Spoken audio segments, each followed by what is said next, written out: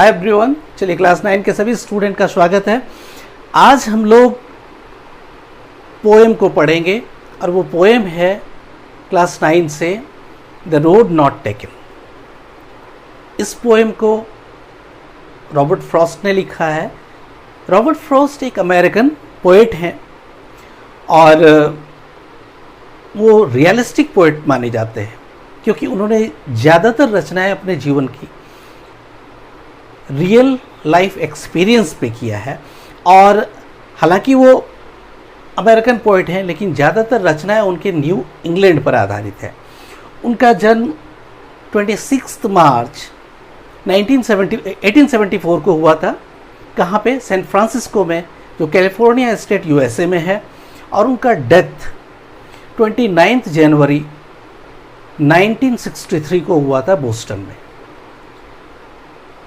ये जो पोएम है उनके रियल लाइफ एक्सपीरियंस पे बेस्ड है। जैसे पोएम का हेडिंग है द रोड नॉट टेकन, लेकिन यहाँ पे मेटाफोरिकली रोड का प्रयोग हुआ है। रोड मतलब यहाँ पे है चॉइस, ठीक है, चॉइसेस जिसको कह सकते हैं आप, ठीक है। चॉइसेस जैसे होता है कि जीवन में हर मोड़ पर, हर जगह पे हमें कुछ चुनने की ज़रूरत होती है, कुछ चुनाव करने की ज़रूरत होती है, सिलेक्शन का ज़रूरत होता है, ठीक है। जैसे अगर आप मार्केट जाते हैं, मार्केट में आपको एक शर्ट खरीदना है या एक पेन खरीदना है। पेन का एग्जांपल ले लेते हैं। तो अब पेन, कौन सा इंक आपको चाहिए, किस कलर का इंक चाहिए, कौन सा मेक चाहिए, कौन सी कंपनी, मेक मतलब कंपनी, किस कंपनी का बना हुआ कलम चाहिए, फिर आपके पास पैसे कितने हैं, फिर वो पेन का मॉडल आपको पसंद आता है या नहीं आता है। तो सब चीज़ों पर विचार करके सिलेक्शन होता है। ऐसा नहीं होता है, मान लिया कोई पेन आपको पसंद आई लेकिन उसकी कीमत जितने हैं आपके पास उतने पैसे नहीं, तो वो खरीद नहीं सकते। फिर होता है क्या कि अगर पेन आपको पसंद आ गया तो वो उसके इंक का कलर आपको पसंद नहीं, चूँकि वो आपको नहीं चाहिए। अगर पेन का इंक पसंद है, पेन बहुत बढ़िया चलता है लेकिन वो देखने में अच्छा नहीं लगता है, तो आप नहीं खरीदेंगे। तो चॉइस के कई पैरामीटर्स होते हैं। तो चॉइसेस लोग इस तरह में जो डिसीजन लेता है उस मौके पर, वही डिसीजन अंततः बाद में उसका परिणाम लाता है, चाहे अच्छा लाए या बुरा लाए। जैसे आप अभी क्लास 9 में हैं, 9 के बाद 10 में जाएंगे, 10 के बाद फिर आपको जैसे 11 12 में आप 11 में एडमिशन लेते हैं, मैंने सेकेंडरी हायर सेकेंडरी में जाते हैं, तो वहाँ पे सिलेक्शन करना होगा, आप साइंस लेंगे, आर्ट्स लेंगे, ठीक है। तो उसमें एक बार आप आर्ट्स लेके अगर पढ़ाई कर रहे हैं या एक बार साइंस लेके आप पढ़ाई करना शुरू कर दिए, फिर आप 12th कर लिए, फिर आपको लगा कि ये अच्छा नहीं है, तो क्या वापस आप 11th में फिर एडमिशन लेंगे? ऐसा नहीं करेंगे। उसके बाद फिर जो रास्ता आप चुनना होगा आगे चुनेंगे। तो एक रास्ते से फिर दूसरे रास्ते में आप चले जाएंगे। उस वापस आप फिर 10 पढ़ने के लिए या फिर 11th में फिर से एडमिशन आप नहीं लेने वाले हैं। ये घटना घटती है, ठीक है। तो ये रोड नॉट टेकन भी एक तरह के मेटाफोरिकली चॉइस को ही दर्शाया है, जो पोएट के लाइफ में घटी है। एक घटना क्या था कि उन्होंने बहुत सारी रचनाएं की थी और उन्हें पब्लिश करवाने की ज़रूरत था, उसको छपवाने की ज़रूरत थी। लेकिन बुक छप जाए, उसके बाद मार्केट में चल जाए, रीडर्स को पसंद आए, इसकी कोई गारंटी थी नहीं। लेकिन उसके पास पैसे नहीं थे और उसको पब्लिश करवाने के लिए उनको अपना पैटर्नल प्रॉपर्टी जो था, लैंड था, उसको बेचना था। तब पैसे होते तो बुक इनके पब्लिश होते। लेकिन इन्होंने ऐसा किया, ये रिस्क लिया। ऐसा लोग करते नहीं हैं कि निश्चितता को छोड़कर अनिश्चितता की ओर नहीं जाते हैं। जो सर्टेन है उसको छोड़ के अनसर्टनिटी की ओर नहीं जाते हैं। लेकिन इन्होंने ऐसा किया और फिर वो बाद में उसी का परिणाम हुआ, अच्छा या बुरा, जो हम लोग पोएम को पढ़ेंगे तो उसमें हमें समझ में आ जाएगा। तो लाइन बाय लाइन हम लोग समरी एक्सप्लेनेशन देखते हैं उसका। उसके बाद फिर उस पर जो पोएटिक डिवाइसेस है उसको भी बताता जाऊंगा, ठीक है। तो चलिए हम लोग आते हैं किताब में। The road not taken. The road यहाँ पे सिंबल के रूप में इस्तेमाल हुआ है, किसके लिए? चॉइस के लिए, जो अभी मैंने बताया ओवरव्यू में। और ये जो रोड है, द रोड, ये सिंबल है। इस पोएम का आधार ही है सिंबॉलिज्म। सिंबॉलिज्म एक लिटरेरी डिवाइस होता है जिसमें हम किसी चीज़ को किसी दूसरे चीज़ से रिप्रेजेंट करते हैं। ठीक है, उसको दर्शाते हैं, जैसे चॉइस को यहाँ रोड से दर्शाया गया है। ठीक है, तो रोड नॉट टेकन माने जो सड़क नहीं ली गई या जो चॉइस हमने नहीं अपनाया। ठीक है, इसी पे आधारित ये पोएम है। तो हम लोग line by line summary explanation में आते हैं पोएम का। यहाँ थोड़ी सी बात कही गई है कि this well known poem is about making choices. ये जो पोएम है जीवन में जो चुनाव करते हैं उस पर आधारित है, जो हम लोग चॉइस करते हैं उस पर आधारित है। And the choices that shape us, और जो चॉइस हम लोग करते हैं वही हमें बनाता है, यानी हमारा फ्यूचर को बनाता है, या जो भी परिणाम हमारे भविष्य के लिए लाता है वही लाता है। रॉबर्ट फ्रॉस्ट के बारे में तो हम लोग अभी जान लिए। अब हम लोग line by line summary explanation word meaning में आते हैं। चलिए पोएम में आते हैं हम लोग। फर्स्ट स्टेंजा में देखिए क्या है। To roads diverged in a yellow would. Two roads, दो सड़क, डाइवर्स मीन्स रोड फूटना है, इन ए येलो वुड, एक पीले जंगल में। अब जैसे डाइवर्जन से क्या मतलब है मैं समझा दूं। मान लो एक सड़क यूं आई है, यही सड़क आगे जाके दो हो जाता है, तो इसको कहते हैं डाइवर्जन। ये दोनों सड़क गए हुई ना, इसको कहते हैं डाइवर्जन। तो कहता है यहाँ पे to roads diverged in a yellow would. देखिए यहाँ पे सिंबॉलिज्म का बहुत इस्तेमाल हुआ है। येलो वुड से मतलब है यहाँ पे, वुड मतलब जंगल होता है, येलो मतलब पीला। अब पीला जंगल तो होता नहीं है, तो क्यों किसको कहेंगे पीला जंगल? क्या होता है कि पतझड़ के मौसम में, ऑटम सीजन में पेड़ों की पत्तियां सारा गिर जाता है और सारी पत्तियां पीली पड़ जाती हैं। कुछ पत्ते पीले होके गिरते हैं, कुछ गिरने के बाद पीले पड़ जाते हैं, मतलब जंगल पूरा पीले पत्तों से भर जाता है। तो जब पीले पत्तों से भरा हुआ जंगल, इसलिए येलो वुड कहा गया है। हालांकि इस सिंबल के रूप में ये दुनिया के लिए प्रयोग हुआ है। जैसे वुड मतलब ये दुनिया, और येलो मतलब कि ओल्ड पीपल, विदर्ड पीपल। ठीक है, उसके बारे में इसकी चर्चा आई है। तो कहता है to roads diverged in a yellow wood, एक पीले जंगल में दो सड़क गए थे। And sorry I could not travel both, और क्षमा कीजिएगा मैं दोनों सड़क पे नहीं चल सकता था। बोथ मतलब दोनों।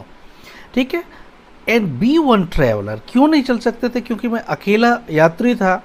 इसलिए क्या किया, long I stood and looked down one as far as I could, इसलिए मैं खड़ा हो गया देर तक और देखता रहा जितना दूर तक मैं देख सकता था। ठीक है, एक सड़क को, to where it bend in the undergrowth, जहाँ जाके वो सड़क झाड़ियों में मुड़ गई थी।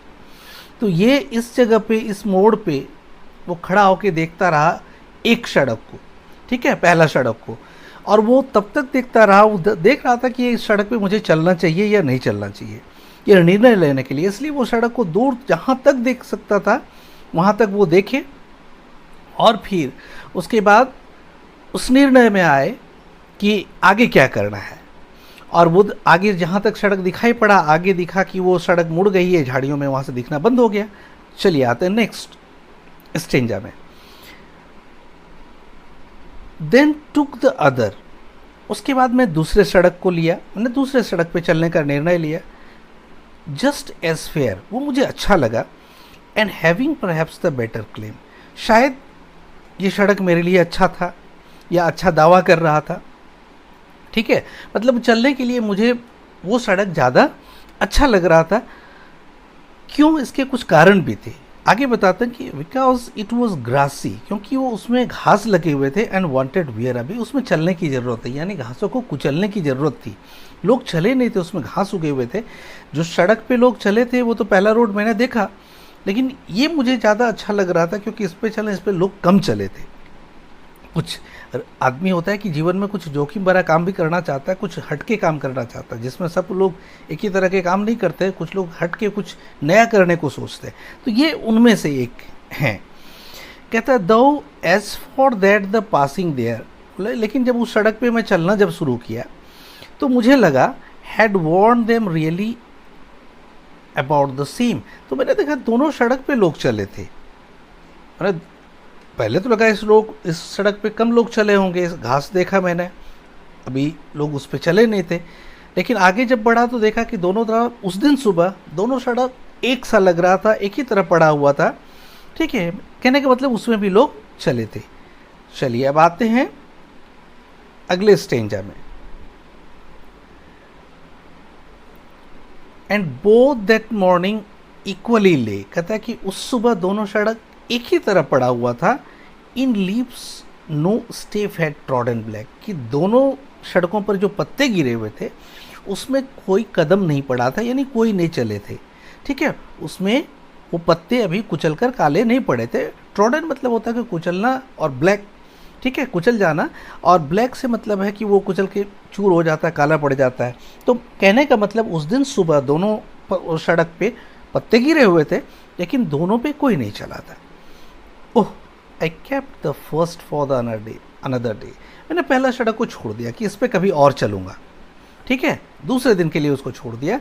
Yet knowing how way Leeds on two way, ये जानते हुए कि एक रास्ते लोगों को दूसरे रास्ते में ले जाता है, दूसरे से तीसरे रास्ते में। जैसे अभी मैंने बताया था कि आप अगर 10th के बाद आप साइंस लेके सेकेंडरी कर लेते हो, उसके बाद इंजीनियरिंग करने आप चले जाते हो, उसके बाद आपको अच्छा नहीं लगा या फिर सफलता नहीं मिले, तो क्या वापस आप 10th में तो आएंगे नहीं, वहीं से कोई रास्ते अगला ढूंढेंगे करियर के लिए अपना। तो वही कह रहा है कि ये जानते हुए कि एक रास्ता दूसरे रास्ते में ले जाता है, कहता आई doubted if I should ever come back, ये इस बात का मुझे संदेह था कि इस पॉइंट पे फिर कभी मैं वापस आऊँ, इस मोड़ पर कभी मैं वापस आऊँ, इसमें मुझे संदेह था। चलिए नेक्स्ट स्टेंजा में, I shall be telling this with a sigh, कहता है मैं ये कहूँगा, ठीक है, आई शैल बी टेलिंग, मैं ये कहूँगा विथ अ साय, आहें भरते हुए। Somewhere ages and ages hence, ठीक है, युगों युगों बाद, सालों बाद, ठीक है, इस प्रकार मैं कहता हुआ मिलूंगा। I shall be telling this with a sigh, मैं आहें भरते हुए ये कहता हुआ मिलूंगा। Somewhere ages and ages hence, ठीक है, युगों युगों बाद या वर्षों वर्षों बाद।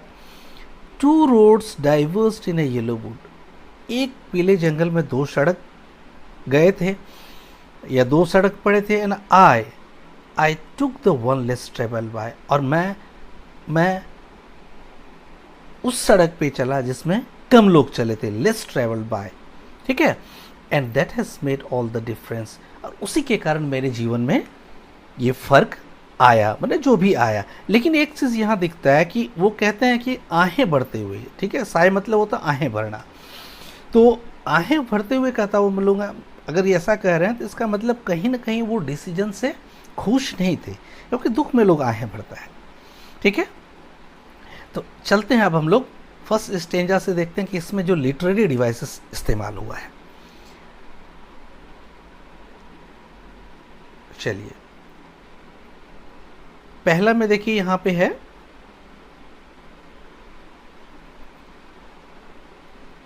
टू रोड्स, है ना। तो टू रोड्स ये सिंबल है, अभी मैंने बताया कि चॉइसेस के लिए सिंबल के रूप में इस्तेमाल यहाँ पे हुआ है। अब इसमें क्या है कि राइमिंग स्कीम इस स्टेंजा का देखते हैं। देखिए वुड वर्ड राइम कर रहा है किससे, स्टूड से और कूड से, यानी अगर इसको ए मान लिया जाए तो ये भी ए होगा, ये भी ए होगा। अब देखिए बोथ राइम कर रहा है, इसका साउंड राइम कर रहा है किससे, अंडर ग्रोथ से, तो ये बी माना जाएगा, तो ये भी बी माना जाएगा। यानी क्या हो जाएगा इसका rhyming scheme, A B A B, ठीक है, ए बी ए बी, ये राइमिंग स्कीम हो गया फर्स्ट स्टेंजा का। और इसमें अभी मैंने बताया कि ये सिंबल के रूप में इस्तेमाल हुआ है। चलिए नेक्स्ट स्टेंजा में आते हैं।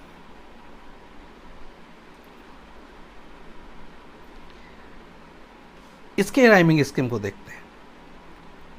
फेयर राइम कर रहा है किससे, वियर से और देयर से, और क्लेम राइम कर रहा है सेम से, क्लेम सेम। तो अब ये इसको अगर ए मानते हैं तो ये भी ए हो जाएगा, ए हो जाएगा, और ये बी बी, यानी सेम रहेगा। इसके भी राइमिंग स्कीम सेम रहेंगे, क्या होगा, ए बी ए बी, ठीक है। इस स्टेंजा का भी राइमिंग स्कीम सेम होगा। समझ में आई। अब दूसरा इसमें एक फिगर ऑफ स्पीच होता है, या फिर उसको हम लिटरेरी डिवाइस कह लें, एलिट्रेशन। एलिट्रेशन क्या होता है कि repetition of consonant sound in the beginning of 2 और more words in a sentence और इन अ लाइन। एक सेंटेंस में अगर 2 या 2 से अधिक कॉन्सोनेंट साउंड, ठीक है, वर्ड की शुरुआत में आता है, शब्दों की शुरुआत में आता है, तो उसको हम क्या कहेंगे, एलिट्रेशन कहेंगे। तो एलिट्रेशन जैसे देख लीजिए यहाँ पे W है वह साउंड का, ठीक है, वह साउंड कॉन्सोनेंट साउंड है, ठीक है, तो उसमें वांटेड वियर, तो वह का प्रयोग हुआ है, तो ये क्या होगा, एलिट्रेशन। उसको क्या कहते हैं, एलिट्रेशन कहते हैं, ठीक है। ये ठीक से नहीं आ पा रहा है, एलिट्रेशन आप सुन लीजिए, ठीक है, ALLITERATION, एलिट्रेशन। बात समझ में आई। चलिए उसके बाद नेक्स्ट लाइन में देखिए यहाँ पे द साउंड का TH है, द ये भी कॉन्सोनेंट साउंड है, द। देखिए एक लाइन में 3 द साउंड का प्रयोग हुआ है, तो ये क्या कहलाएगा, alliteration. Means repetition of consonant sound in the beginning of words 2 और more than 2 words in a sentence और line is said to be what, alliteration. उसको हम एलिट्रेशन कहते हैं कि 2 या 2 से अधिक शब्दों के शुरुआत में किसी लाइन में अगर कॉन्सोनेंट साउंड आता है तो उसको हम एलिट्रेशन कहते हैं। ये समझ में आ गया होगा। चलिए अब आते हैं हम लोग थर्ड स्टेंजा में।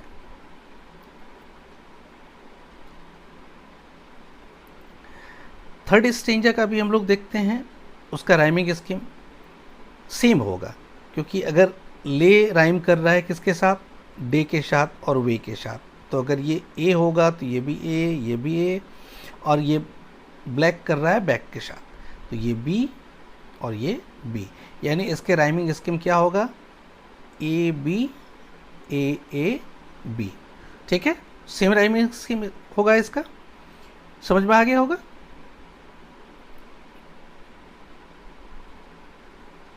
चलिए अब आते हैं हम लोग नेक्स्ट। एक और था फर्स्ट स्टेंजा में, मैं भूल गया था, उसको मैं बता दूं अभी। एक एनाफोरा होता है। एनाफोरा क्या होता है कि जब 2 या 2 से अधिक कंसेक्यूटिव लाइन अगर सेम वर्ड से स्टार्ट होता है, आप यहाँ पे देख लो, जैसे एंड एंड एंड, ठीक है, तो 2 या 2 से अधिक कंसेक्यूटिव लाइन्स, मतलब क्रम से जो लाइनें आती है एक के बाद दूसरा, वो अगर सेम वर्ड से स्टार्ट होता है, तो इस तरह के जो लिटरेरी डिवाइसेस हैं उसको क्या कहेंगे हम, एनाफोरा कहेंगे। उसको क्या कहेंगे हम, एनाफोरा, ANAPHORA, एनाफोरा, ठीक है, उसको क्या कहेंगे, एनाफोरा कहेंगे। समझ में आ गया होगा। चलिए अब हम लोग आते हैं लास्ट स्टेंजा में। इसके भी देख लीजिए राइमिंग स्कीम सेम है। शाय किसके साथ राइम करेगा, आई के साथ, बाई के साथ, और हेंस डिफरेंस के साथ, यानी राइमिंग स्कीम सेम होगा, ए बी ए ए बी, ठीक है, यानी ए बी ए बी, ये राइमिंग स्कीम इसका होगा। मेरे ख्याल से समझ में आ गया होगा। एक रेपिटेशन भी है यहाँ पे, देखिए जैसे इसमें है यहाँ पे 2 roads diverged in a yellow wood, 2 roads diverged in a yellow wood, और स्टार्टिंग में भी इसका हुआ है प्रयोग। देखिए 2 roads diverged in a yellow wood, तो ये किस लिए होता है कि किसी में बल डालने के लिए, टू पुट एम्फेसिस, ठीक है, to put emphasis on something और सम सेइंग्स और सम मैसेजेस, ठीक है, कुछ अगर कोई मैसेज देना हो या कोई बात को अगर पर बल देना हो, तो उसके लिए क्या करते हैं हम लोग, रिपीट करते हैं किसी वर्ड को या फिर किसी सेंटेंस को, तो इसको हम रेपिटेशन कहते हैं, ठीक है। तो ये रिपीट हुआ है, तो इसमें कौन कौन से लिटरेरी डिवाइस इस्तेमाल हुआ है इस पोएम में, सिंबॉलिज्म, रेपिटेशन, एलिट्रेशन, एनाफोरा, ठीक है। चलिए अब हम लोग इसको अंत करते हैं। नेक्स्ट वीडियो इस पे जो होगा हम लोग डिस्कस करेंगे किस पर, इस पे आधारित क्वेश्चन आंसर पर। अगर आपको अच्छा लगा हो तो आप लाइक करना, शेयर करना नहीं भूलेंगे, और अगर आप नए हो तो आप तुरंत सब्सक्राइब कर लीजिए, क्योंकि इस चैनल में आपको आपके सिलेबस का सारा वीडियो अवेलेबल है, और जो अवेलेबल नहीं है अवेलेबल हो जाएगा।